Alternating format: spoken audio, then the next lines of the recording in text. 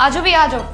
अरुण, तुम मुझसे कह रहे थे ना कि कंपनी में एक पियून की जरूरत है, तो मैं नया पियून लेकर आ गई। तुम बात कर लो। आप खड़े क्यों हैं? आइए बैठिए। ओए, कब से खड़ा रहा वहीं पे, समझाना। तुझे यहाँ पर मैं पियून के लिए लेकर आई हूँ। मुंह उठाकर आ गया कुर्सी बैठने के लिए। हम जैसे बड़े लोगों के साथ बैठेगा क्या तू? पागल कहीं का। और अरुण, तुम क्या कर रहे हो ये? अरे ये पियून है, इसे पियून की नौकरी के लिए लेकर आई हूँ मैं इस कंपनी में, और तुम क्या कर रहे हो? इसे हमारे साथ ही बिठा रहे हो। कोई स्टैंडर्ड है हमारा या नहीं है? हनी, तुम ये कैसे बात कर रही हो इनसे? अरे बिल्कुल सही बात कर रही हूँ मैं। और तू, अगर तुझे बैठने का इतना ही शौक हो रहा है ना, तो जमीन पे बैठ जा, कुर्सी पे बैठ मत जाइयो गलती से भी। अरे अब खड़े खड़े शक्ल क्या देख रहा है मेरे? नीचे बैठ।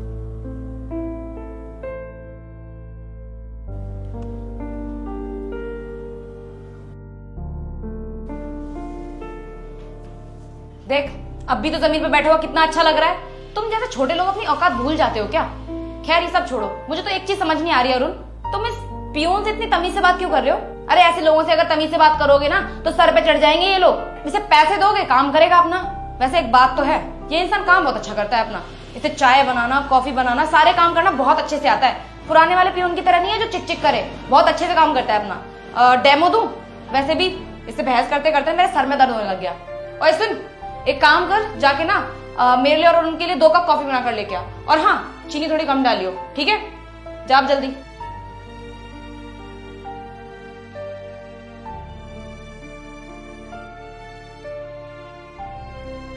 जल्दी जा। बेवकूफ कहीं का, सर में दर्द और हो गया। हनी, तुमने उनके साथ इतना गलत बिहेव क्यों किया? अरे क्या गलत कर दिया?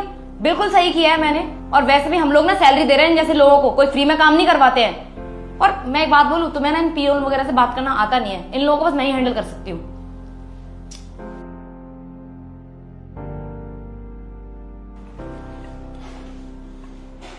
ये लो मैडम आपकी कॉफी, ये लो साहब।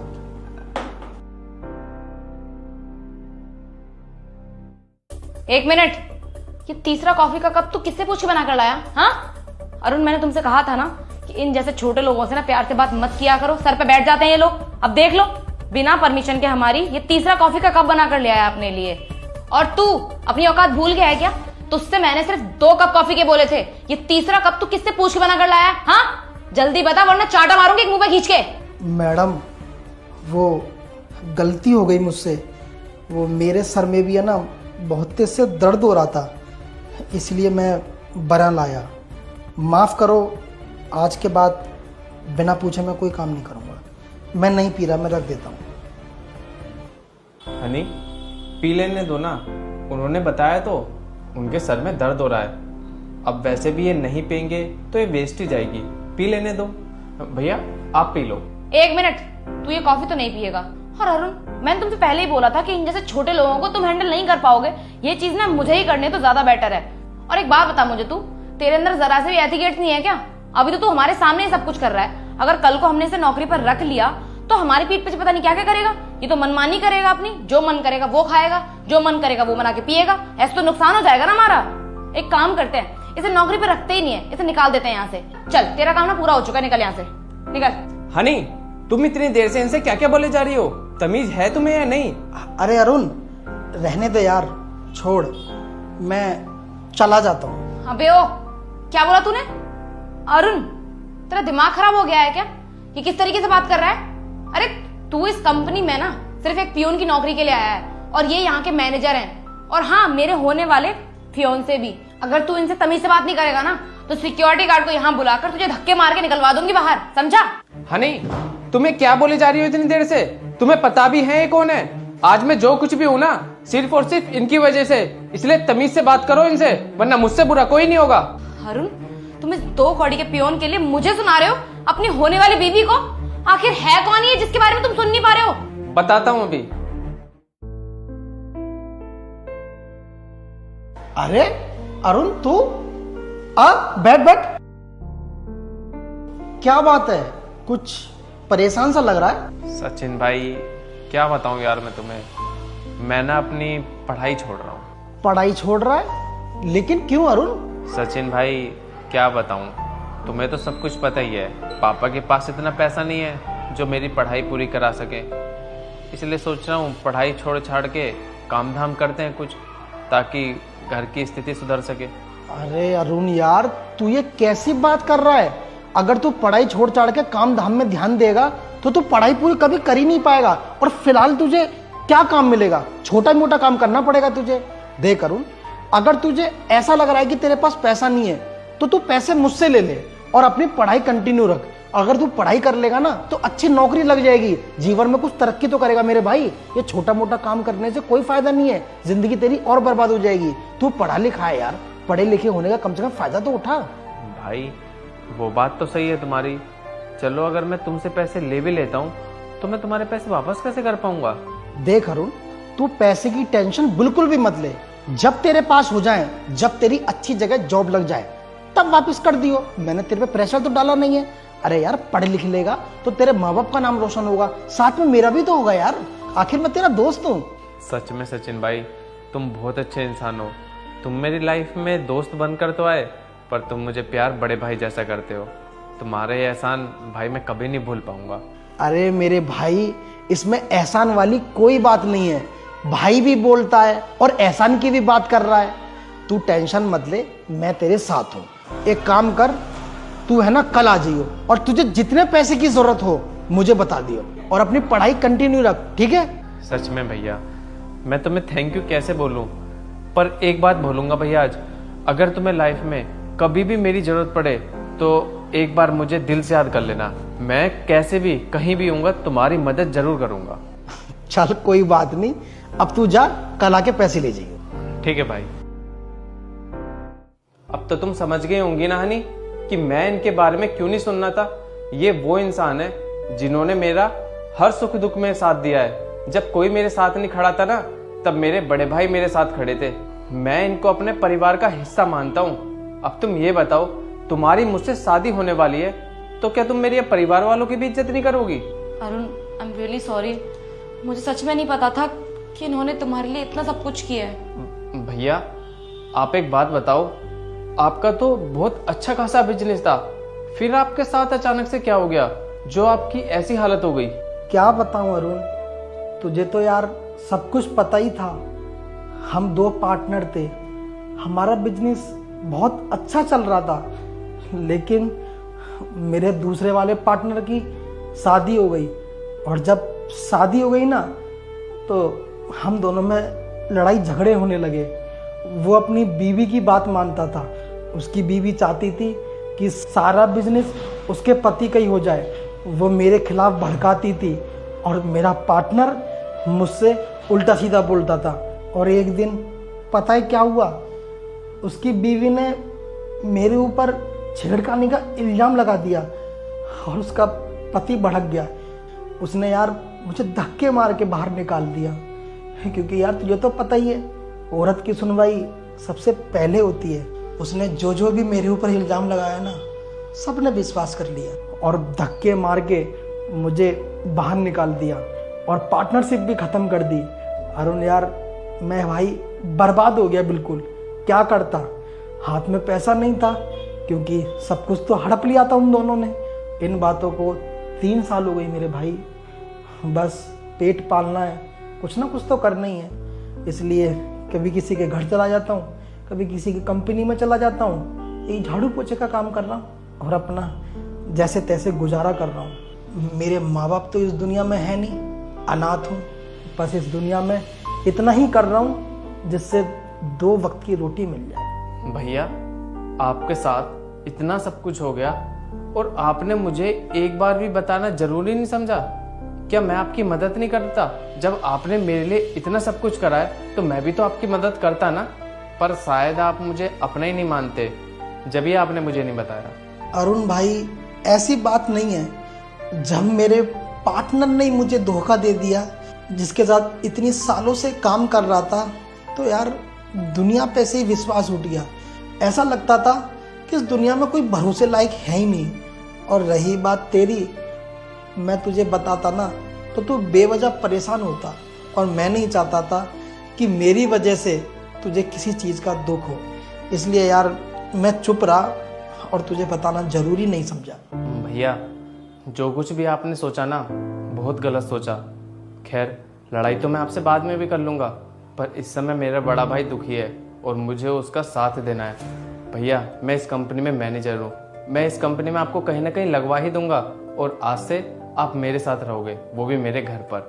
अरुण यार, तू यार ऐसे मत कर, क्योंकि मैं नहीं चाहता मेरी वजह से तुझे कोई दिक्कत हो।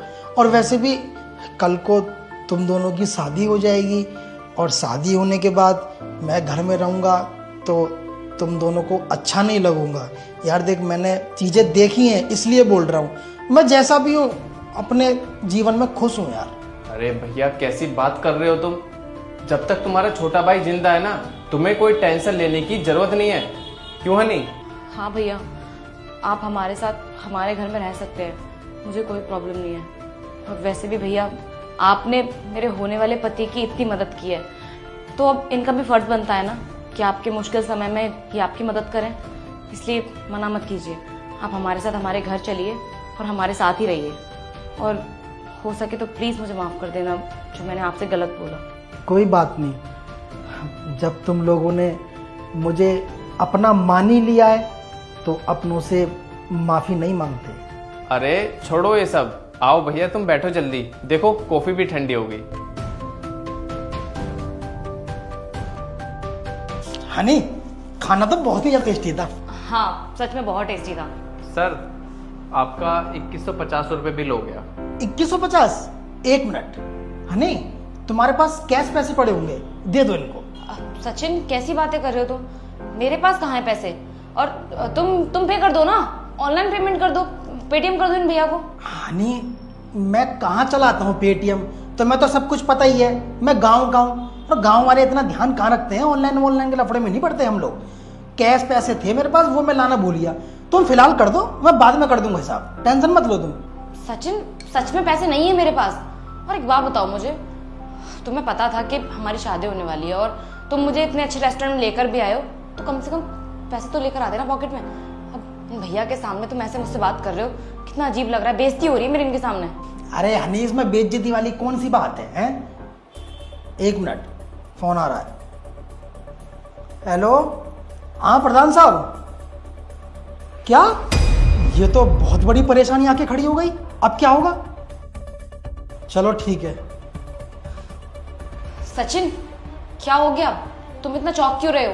हनी, क्या बताऊं, वो जो गांव में मेरी जमीन पड़ी थी ना, 700 बीघे, उस पे सरकार ने कब्जा कर लिया है। अब उस जमीन पे मेरा कोई अधिकार नहीं है। क्या? सचिन, तुम क्या बोल रहे हो? ये मैं बिल्कुल सही बोल रहा हूँ हनी, मैं रोड पर आ गया। करोड़ों की जमीन थी, अब मुझे कुछ नहीं मिलेगा। ये सब छोड़ो तुम, पहले इन भैया के पैसे दो और हम चलते हैं यहाँ से। मुझे आज गांव भी निकलना है। अरे नहीं है मेरे पास पैसे, और कैसे बताऊं तुम्हें? अरे अगले महीने हमारी शादी है और उससे पहले तुम कंगाल हो गए।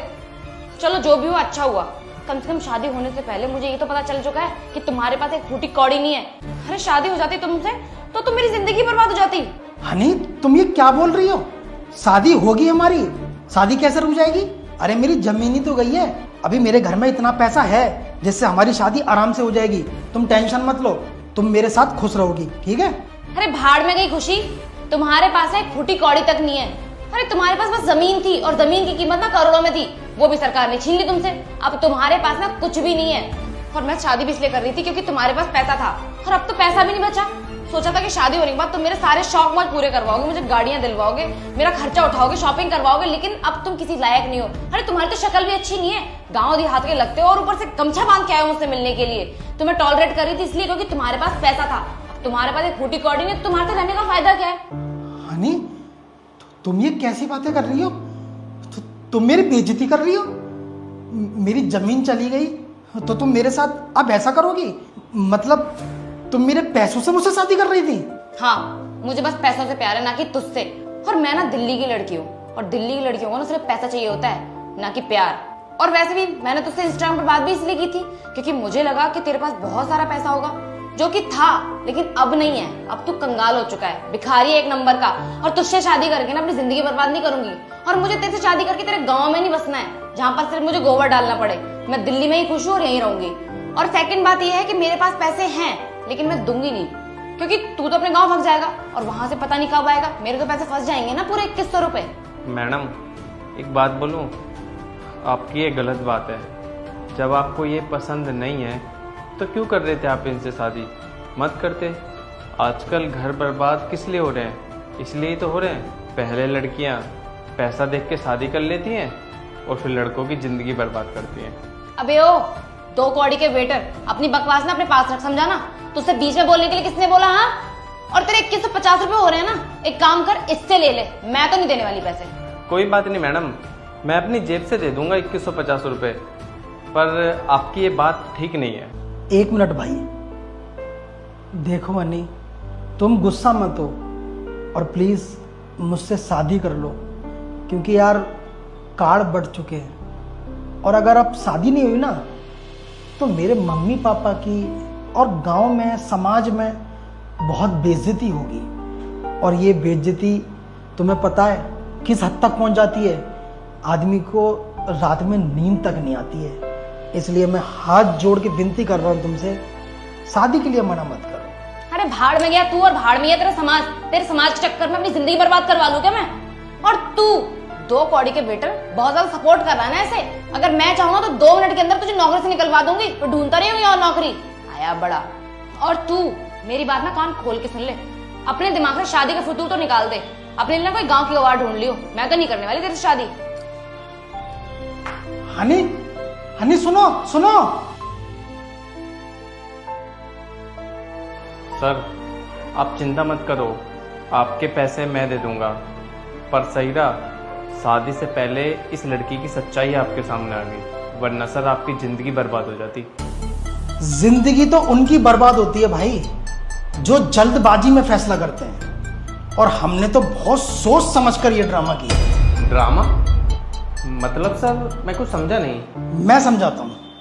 इस लड़की से है ना मेरी इंस्टाग्राम से बात हुई थी 6 महीने पहले, और बात इतनी बढ़ गई शादी तक बात आ गई। मैंने सोचा लड़की दिल्ली की है और मैं गांव का हूँ, कहीं ऐसा तो नहीं है कि पैसों को देखकर शादी करना चाह रही हो। इसलिए मैंने इस रेस्टोरेंट में लाकर इसका छोटा सा टेस्ट लिया, और देखो टेस्ट में फेल हो गई। मैं जो फोन पर बात कर रहा था ना, जमीन पर सरकार ने कब्जा कर लिया है, वो सब झूठ था और ऐसा कुछ भी नहीं है। ये तो सिर्फ आजमाने का तरीका था। और रही बात तुम्हारे बिल की, ये लो भाई यार, हम गांव के लोग हैं, पैसों की कमी नहीं है, और कभी ऐसा दिन नहीं गया जब जेब में पैसा ना हो। ये पकड़ो, कितने हैं तुम्हारे? 2100। ये पकड़ो भाई 3000 रुपये, रख लो, बाकी तुम्हारी टिप है। वाह सर, आप तो बहुत माइंडेड निकले। अच्छा किया सर आपने उस लड़की के साथ ऐसा करके। भाई करना पड़ता है क्योंकि कलयुग चल रहा है, और आज के कलयुग में अच्छी लड़की मिलना इम्पॉसिबल हो गया है। शादियां कहाँ रुकती हैं? 2 महीने 3 महीने बाद ही है ना डिवोर्स हो जाता है। आजकल की लड़की और लड़के पता है कैसे हैं? बहुत तो ऐसे हैं जो पैसों को देखकर शादी कर रहे हैं, बहुत ऐसे हैं जो माँ बाप के दबाव में आकर शादी कर लेते हैं। तो भैया सावधानी उसी में, पहले लड़की का छोटा सा टेस्ट ले लो, टेस्ट लेने के बाद शादी करो। अगर अच्छी होगी तो निभ जाएगी, बुरी होगी तो तुम्हारी जिंदगी बर्बाद होने से बच जाएगी। मैं तो सबसे यही बोलूंगा भाई, चाहे लड़की हो या लड़का, शादी करने से पहले अपने पार्टनर को एक बार तो जरूर आजमाना चाहिए। बिल्कुल सर, आपने सही कहा। अगर इसी तरह सभी लोग करने लग जाए ना तो काफी लोगों की जिंदगी बर्बाद होने से बच जाएगी। चलो ठीक है भाई, चलते हैं हम, अब तो गांव निकल रहे हैं, बात बिगड़ गई, ठीक है ना? पर हाँ, आपके रेस्टोरेंट का खाना काफी टेस्टी था। कभी दोबारा दिल्ली के चक्कर लगाना तो यहाँ का खाना खा के जरूर जाएंगे, ठीक है? चलता हूँ। Thank you sir, thank you so much. और सर आपने जो मुझे 900 रुपये टिप दी उसके लिए आपका बहुत बहुत धन्यवाद। कोई बात नहीं। अरे एक पानी की बोतल दे। जी साहब, अभी देती हूँ। अरे ये तो मेरी बीवी है, इसने हालत कैसी कर ली अपनी? ये रोड पे खड़े होकर पानी फेंक रही है। ये तो मुझे छोड़कर चली गई थी। साहब ये लीजिए हाँ एक मिनट, ले रहा हूँ अभी, 1 मिनट। साहब क्या हुआ, लीजिए ना पानी। कितने की है पानी की बोतल? साहब 10 रुपए की। 10 की? ये लो। 20? साहब खुले पैसे तो नहीं है मेरे पास। अरे कोई बात नहीं, रख लो 20 ही। और वैसे भी मैं तुम्हें जानता हूँ। जानते हो? कैसे साहब? मैं आपको नहीं जानता, लेकिन हाँ मैं आपके हस्बैंड को जरूर जानता हूँ, क्योंकि तुम्हारे हस्बैंड है ना मेरे काफी अच्छे दोस्त रहे। तुम्हारे हस्बैंड फौज में तो थे ना। और आप कहाँ रहते थे? हाँ, समृद्धि अपार्टमेंट में। मैं वहाँ पे 1-2 बार आया भी हूँ, मैंने आपको वहीं देखा था। लेकिन मेरी एक बात समझ में नहीं आई, जब आपके पति फौज में हैं तो फिर आप रोड पे खड़े होकर पानी क्यों बेच रहे हो? क्या बताऊं साहब, शायद पिछले जन्म में ना कोई बहुत बुरे कर्म किए होंगे मैंने, तभी तो मुझे इस जन्म में उन कर्मों की सजा मिल रही है। कहना क्या चाहती हो तुम? मुझे साफ साफ बताओ ना, कहाँ हैं तुम्हारे पति? साहब अब क्या बताऊं आपको, जब तक मेरे पति थे ना तब तक सब कुछ बहुत अच्छा चल रहा था। वो मेरे साथ रहते थे, मुझसे बहुत प्यार करते थे, बहुत खुश थी मैं उनके साथ। लेकिन एक दिन वक्त ने ऐसी ठोकर मारी कि उसके बाद सब कुछ बर्बाद हो गया और आज ये हालत हो गई है मेरी। देखिए आप परेशान मत होइए, प्लीज आप बताइए कहाँ हैं आपके पति और क्या हुआ है उनके साथ, कुछ बताएंगे भी आप? साहब आप तो जानते ही हैं ना कि एक फौजी की ज़िंदगी कैसी होती है। देश की सेवा करने के लिए वो लोग अपना घर तक छोड़ देते हैं। वैसे ही मेरे पति बॉर्डर पर गए थे जंग के लिए और दुश्मन देश ने हमला कर दिया और उसमें मेरे पति शहीद हो गए। क्या आपके हस्बैंड बॉर्डर पे शहीद हो गए? 100% कंफर्मेशन है आपको या नहीं? अच्छा ये बताइए, बॉडी आई थी घर पे या नहीं? नहीं साहब, बॉडी तो नहीं आई, लेकिन खबर आई कि मेरे पति देश की सेवा के लिए शहीद हो गए। अच्छा, आप ये बताइए कि किसने कहा आपसे कि वो शहीद हो गए? उन्हीं के बड़े भाई ने बताया था कि वो बॉर्डर पर शहीद हो गए। अच्छा जी, ये तो बहुत बड़ी बात हो गई। देखिए जहां तक मैं जानता हूं, आपके हस्बैंड के जो बड़े भैया हैं उनका नाम शिवम ही तो है ना? वो तो बहुत पैसे वाले हैं, अच्छी खासी सैलरी है उनकी। जब छोटा भाई शहीद हो गया तो तुम ये रोड पे खड़े होकर पानी क्यों बेच रही हो? तुम्हारा भी तो उस प्रॉपर्टी में से हिस्सा होगा, तुम वहीं रहती हो उनके घर पे, तुमको ऐसे भटकने की जरूरत थोड़ी ना थी। भाई पैसे वाला था उनका, ऐसे घर की बहू इधर उधर पानी फेंकेगी तो अच्छा थोड़ी ना लगता है। साहब ये सब बस कहने की बातें हैं, आज की दुनिया में कोई भी अपना नहीं है। पति के गुजर जाने के बाद कोई उसकी पत्नी की इज्जत नहीं करता। मेरे जो जेठ है ना, उन्होंने मेरे पति के जाने के बाद अपने तेवर ही दिखा दिए। मुझसे घर का सारा काम करवाते हैं, झाड़ू पोछा बर्तन, यहाँ तक कि हमारे घर में एक नौकरानी भी थी, उसे भी घर से बाहर निकाल दिया और मुझसे कहा कि घर में पड़ी पड़ी तू करेगी ही क्या, तेरा पति तो मर गया ना, तो घर का काम कर। मैं घर का काम भी करने लगी, लेकिन उनका अत्याचार इतना ज्यादा बढ़ गया कि एक दिन उन्होंने मुझे घर से बाहर ही निकाल दिया और मैं दर दर की ठोकरें खाने लगी। साहब मैं करती भी तो क्या, नौकरी भी तो नहीं थी मेरे पास, पेट कैसे भरती अपना? पेट भरने के लिए साहब मैं ये छोटा मोटा काम कर रही हूँ और अपनी जिंदगी काट रही हूँ। सच में बहुत गलत किया तुम्हारे ससुराल वालों ने, उनको जरा सी भी शर्म नहीं आई। उनको तो ये सोचना चाहिए था कि तुम एक फौजी की बीवी हो और फौजी की बीवी की तो रिस्पेक्ट करनी चाहिए, तुम उनके घर की इज्जत थी। लेकिन होते हैं कुछ बदतमीज जो किसी के बारे में कुछ नहीं सोचते। खैर मुझे ये बताओ, जब तुम्हारे साथ इतना अत्याचार कर रहे थे वो लोग, तो तुम जाके कंप्लेंट कर दी थी ना उनके नाम की, उन्हें समझ में आ जाता कि कितना गलत कर रहे थे वो। क्यों नहीं करा तुमने ऐसा? साहब सोचा तो यही था, लेकिन मेरे जेठ ने मुझे धमकी दे दी। उन्होंने कहा कि अगर तूने पुलिस में कंप्लेंट करने की कोशिश की या फिर किसी को भी बताने की कोशिश की ना, तो तुझ पे झूठा इल्जाम लगा दूंगा कि तू मुझ पे ढोरे डालती है। साहब मैं एक विधवा हूँ, मेरे पति जा चुके हैं। अगर समाज में ये सारी बातें फैलती तो इसमें मेरे स्वर्गवासी पति की कितनी बेइज्जती होती। मैं अपने चक्कर में अपने पति की इंसल्ट नहीं करवा सकती थी। इसलिए चुपचाप सब कुछ सहती रही और अब तक सहती आई हूँ। बहुत दुख हुआ मुझे, सच में। ऐसे परिवार वाले किसी के हो ना तो कभी माफी ना करे और ऐसी सजा दिलवाए कि आने वाले समय में वो सोचें किसी के साथ गलत करने से पहले। बताओ, घर की इज्जत रोड पर भटक रही है और वो लोग महल में मजे मार रहे हैं। शर्म आनी चाहिए उनको। आज के टाइम दुनिया ऐसी है, अकेली लड़की को देखकर सब फायदा उठाने की सोचते हैं। सच में बहुत दुख हुआ यार तुम्हारी ये सब बातें सुनकर।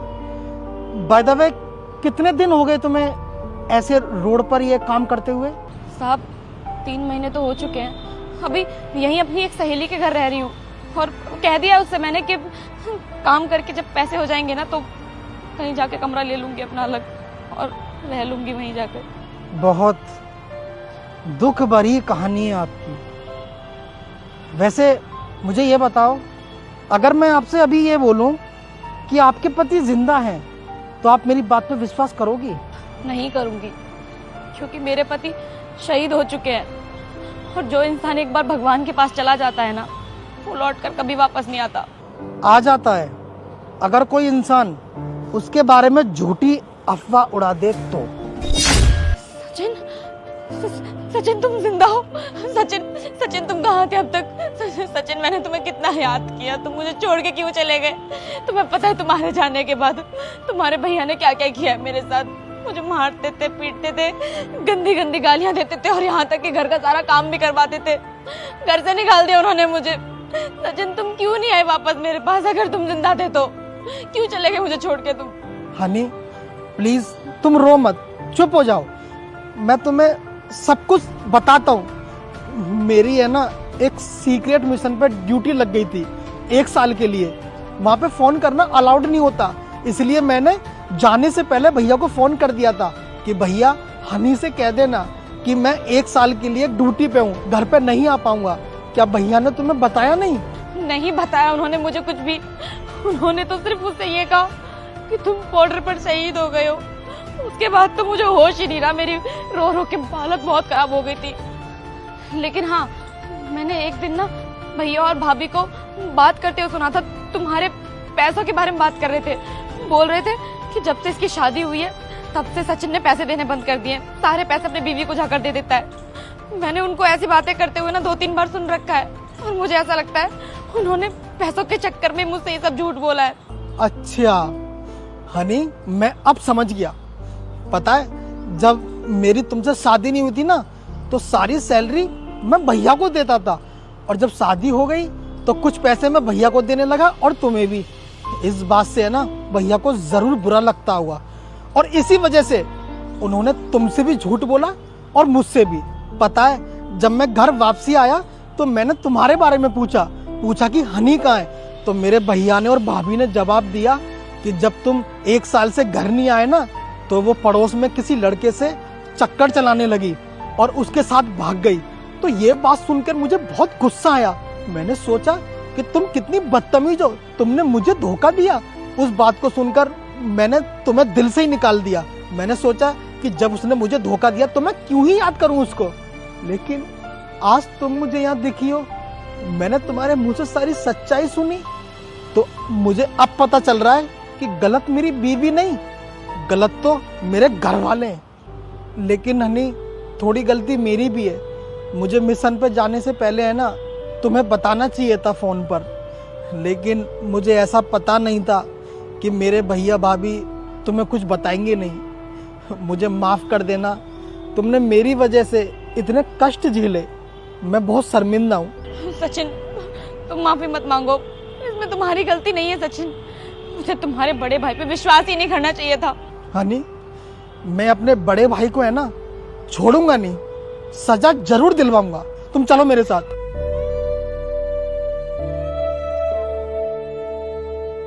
ये लीजिए भाभी, ठंडी ठंडी कोल्ड ड्रिंक। बाहर कितनी गर्मी है ना। Thank you Honey.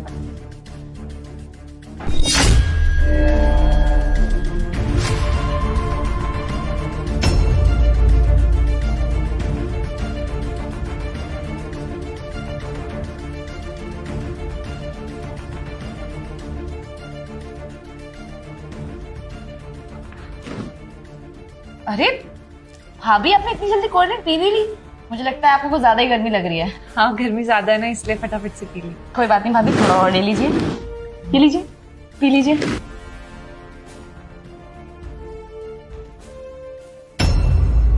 भाभी, क्या हुआ आपको? आप ठीक तो है ना? हाँ, वो थोड़ा सर भारी लग रहा है मेरा। सर भारी? आप डॉक्टर के पास चलें क्या? नहीं नहीं, डॉक्टर के पास जाने की जरूरत नहीं है, थोड़ा रेस्ट करूंगी तो शायद ठीक हो जाए। भाभी, भाभी उठिए। भाभी, आप ठीक तो है ना? लगता है भाभी तो सो गई। चलो अच्छा ही हुआ कि भाभी बेहोश हो गई। और यही तो मेरा प्लान था। अगर भाभी बेहोश नहीं होती तो मैं अपने बॉयफ्रेंड को घर में बुला के चोरी कैसे करती सामान।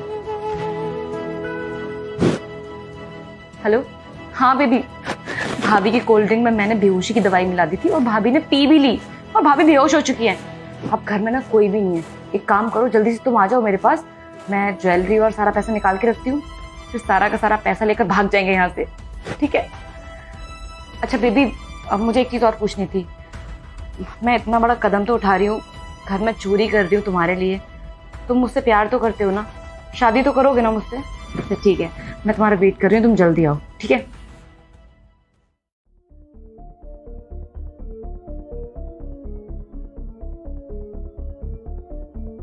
रामू काका, ये क्या कहा था आपने? इसमें जहर है? हाँ मेम साहब, आपकी नंदना आपको धोखा दे रही है।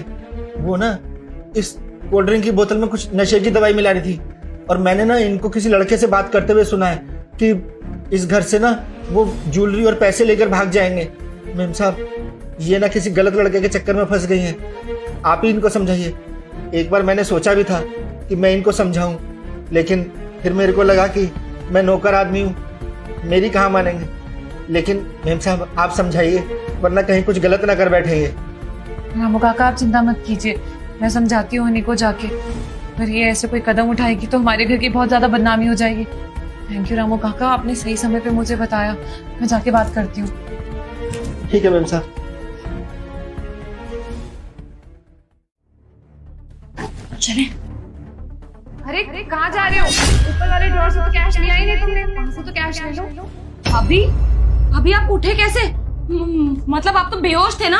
अच्छा ही हुआ ना अनी कि मैं बेहोश नहीं हुई। अगर बेहोश हो जाती तो पता कैसे चलता मुझे कि तुम अपने घर में चोरी कर रही हो। और ये लड़का कौन है यहाँ पर? भाभी, भाभी देखिए, प्लीज माफ कर दीजिए, मुझे अपने घर में चोरी करनी पड़ रही है। लेकिन भाभी मैं क्या करूं, मेरे पास कोई और दूसरा ऑप्शन है ही नहीं। इस लड़के से मैं बहुत प्यार करती हूँ, शादी करना चाहती हूँ। और भैया कभी भी मुझे मेरी पसंद से शादी नहीं करने देंगे, वो तो अपनी पसंद का लड़का लेकर आएंगे मेरे लिए। भाभी मुझे किसी और से शादी नहीं करनी है। मैं 1 साल से इसका रिलेशनशिप में हूँ, बहुत प्यार करती हूँ इससे। और भाभी आपको पता है, भैया को मैंने इस लड़के के बारे में बताया भी था, उनसे कहा भी था कि मैं इससे प्यार करती हूँ। भैया ने मुझे साफ साफ मना कर दिया, कहा कि तेरी अभी पढ़ने लिखने की उम्र है, कॉलेज जा, पढ़ाई कर, इन सब चीजों पे ध्यान मत दे। और अगर तूने मना करने के बाद भी ये सब कुछ किया तो मैं तेरा घर से निकलना बंद कर दूंगा। अब आप ही सोचिए ना, कितनी फाउंडेशंस लगा रहे हैं वो मेरे ऊपर। अगर वो इस तरीके से मेरे साथ करेंगे तो फिर मैं घर में कैसे रह सकती हूँ? फिर मैंने फैसला किया कि मैं इसके साथ भाग जाती हूँ और भागने के बाद कोर्ट मैरिज कर लूंगी, शादी करके इसके साथ एक अलग दुनिया बसाऊंगी। इसीलिए बस चोरी कर रही थी, क्योंकि मैं वर्किंग हूँ, नहीं ये कोई काम करता। पैसे तो चाहिए ना भाभी, नई जिंदगी शुरू करने के लिए। और मैं जानती हूँ भाभी कि आप मेरी प्रॉब्लम जरूर समझ रही होंगी। भाभी प्लीज मुझे जाने दीजिए। रुक जा हनी, प्यार करती है इससे, शादी करना चाहती है, ठीक है, तुम दोनों की शादी मैं करवाऊंगी। आज ही तुम्हारी कोर्ट मैरिज करवाऊंगी, ठीक है? चलो तुम मेरे साथ। 1 मिनट, मैं ये कोई शादी वादी करने के लिए तैयार नहीं हूँ। नीश, ये क्या बोल रहे हो तुम? हम भागने के बाद भी तो शादी करने वाले थे ना, और अब तो मेरी फैमिली रेडी है, मेरी भाभी मेरी शादी करवाएंगी तुमसे। इससे ज्यादा खुशी की बात क्या हो सकती है? तुम ऐसे क्यों बात कर रहे हो? तुम प्यार नहीं करते क्या मुझसे? अजी घंटा मेरा प्यार, मैं तुझसे कोई प्यार व्यार नहीं करता। ये आपकी ननद है ना, 1 नंबर की डफर है, प्यार व्यार नहीं करता हूँ मैं इससे। तुझे क्या लगा था कि मैं तुझसे प्यार करता हूँ, भाग के तुझसे शादी करता? तू सच में 1 नंबर की डफर है, डफर। मैं तुझसे कोई प्यार व्यार नहीं करता, मैं तो सिर्फ तेरे पैसों से प्यार करता था। और ये सारा प्लान भी ना इन पैसे और ज्वेलरी के लिए ही किया था। तुझे इस घर से ले जाता और बाहर ले जाके ना, और तुझे छोड़ के गायब हो जाता, फिर अपनी जिंदगी ऐसे जीता। समझ में आई बात तुझे? बस बहुत हो गया, तुम अभी के अभी मेरे घर से बाहर निकलो, निकलो। हाँ जा रहा हूँ। देखा तूने, जिसको तू प्यार का नाम दे रही थी ना, वो एक्चुअली में बचपना था। अरे तू क्या करने वाली थी तुझे मालूम भी है?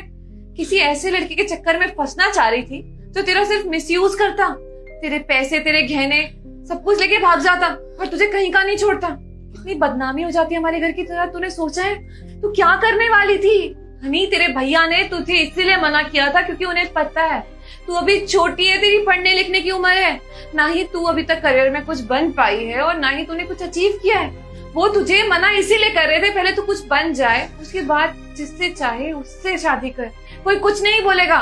हम तेरी जबरदस्ती शादी नहीं करवाना चाहते किसी के साथ, बस तुझे काबिल बनाना चाहते हैं। देखना आज तू अनजाने में कितना गलत स्टेप उठा लेती और कितनी ज्यादा बदनामी होती और अपनी जिंदगी तक बर्बाद कर लेती। देख हम बड़े हैं, तेरा बुरा कभी भी नहीं चाहेंगे, तेरे भले के लिए ही बात करेंगे हमेशा से। तुझे क्यों लगता है कि हम हर चीज में तुझे रोक टोक करते हैं? ये ना बहुत बेकार लड़का था और ऐसे लड़कों को अच्छे से जानती हूँ मैं, सिर्फ तेरा मिसयूज करना चाहते हैं ये लोग। अभी आप बिल्कुल ठीक बोल रही हैं। सब लोग सही बोलते हैं कि अपने घर वालों की बात सुननी चाहिए, उनकी मर्जी के खिलाफ कभी भी कोई कदम नहीं उठाना चाहिए। और मैं अपनी खुशियों का गला खुद घोटने के लिए इसके साथ भागने वाली थी। अगर मैं भाग जाती तो भैया की कितनी बदनामी होती समाज में। मैंने कुछ नहीं सोचा, इसके प्यार में आके इतना बड़ा स्टेप लेने वाली थी मैं। भाभी मुझसे बहुत बड़ी गलती हो गई, मुझे प्लीज माफ कर दो। और भाभी एक रिक्वेस्ट है आपसे, प्लीज भैया को मत बताना ये सब, वरना भैया मुझे बहुत मारेंगे और घर से निकलना बंद कर देंगे। तो चिंता मत कर, मैं कुछ नहीं बताऊंगी तेरे भैया को। वो तो शुक्र मना रामू काका का कि उन्होंने मुझे सब कुछ बता दिया, वरना मैं अगर वो कोल्ड ड्रिंक पी लेती तो बेहोश होती और तू इस घर से भाग चुकी होती, फिर तेरी जिंदगी बर्बाद हो जाती। ये लड़के लड़कियों को बहला फुसला के उनसे पैसे ऐड के उनकी जिंदगी बर्बाद करते हैं, अपने तरीके से इस्तेमाल करना चाहते हैं उन्हें। और ये लड़का भी यही करने आया था तेरी जिंदगी में।